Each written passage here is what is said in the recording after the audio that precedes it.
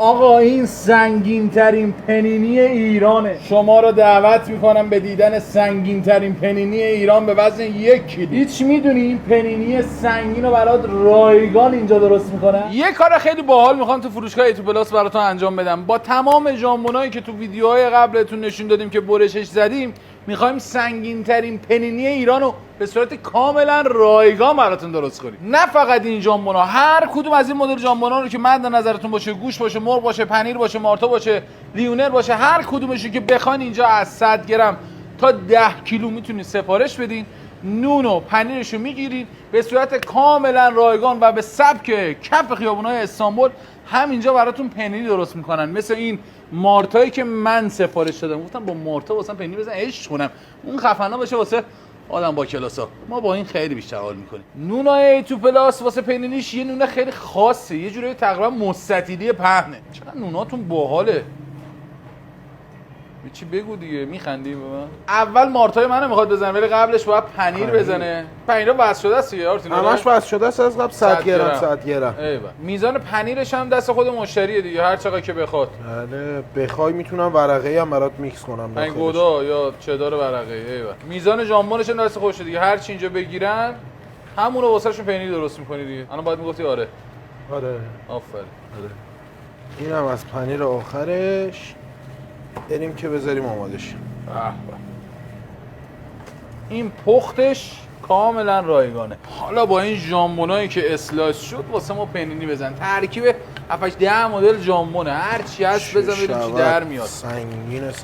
میکس مزه توش هست، سالامی هست، مرغ هست، آبجویی هست، اون گوشت بره هست، مرغ رویا. من فکر کنم واسه این باید پنیر 2 بسته بزنی. حجم پنیرش دست خودته. فکر میکنم 2 تا میخوره باهاش.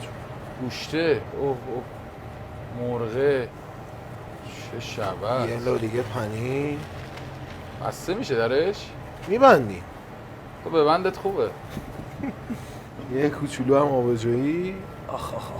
خودش هم چربیشو میبره بالا یه کوچولو. دوباره یه نمور پنیر. وای میکس مزه. اینم خودش پنیر داره توش. چه شود. همینجوری لا و لا پنیر. این گوشته چی بود؟ گوشت رویا. رویاله بود. ترکیبی از نوستالژیک و جدید. نوستالژی. که نداره. بله ما داره. ادبیات همه جای ایران یکیه. نوستالژی. بویسنه من اذیت می‌کنه، الان نوبت منه. دستش وسواس نمی‌کاری کنه. اوه رد بیف. اسمش زیاده. هزار دیاجی اونم بزن. این بیکنر هم بزنیم. اینم جایزشه. سنگین ترین پنینی که زدی چقدر بوده؟ 5 کیلو 900. تو یه دونه ساندویچ؟ پیجمون هم از پستش. واقعا؟ منتها اون نونش 2 برابر این بود. نونش گونده بود، جا نمیشه. آقا این سنگین ترین پنینی ایران به وزن 1 کیلو.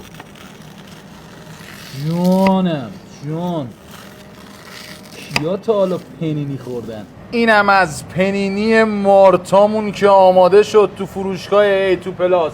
شما هر مدل ژامبونی که مد نظرتون باشه رو سفارش میدید با هر مقدار وزنی.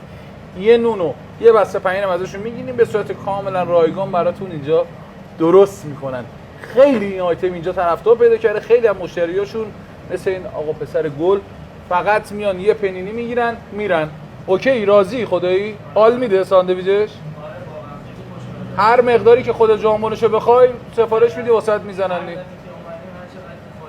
الان این سری چی سفارش دادی؟ بوقلمون رو بکن. هر کدوم که دوست داشته باشی برات میزنن دیگه، عشق میکنی. جدی؟ باریکلا. خدایی آیتم جذابیه. حالا من چون نوستالژی دوست دارم گفتم آرتین با مارتا بزنه، ولی خیلی باحال میشه. نون توست، پنیر، خیلی هیجانی. حالا ببین. واه. نگاه کن چی در اومد. باریکلا. از رفیق منم آماده شد. داره عشق میکنه. شما هم هر موقع دوست داشتین بیاین بزنین بدن عشق کنین. جاتون خالی.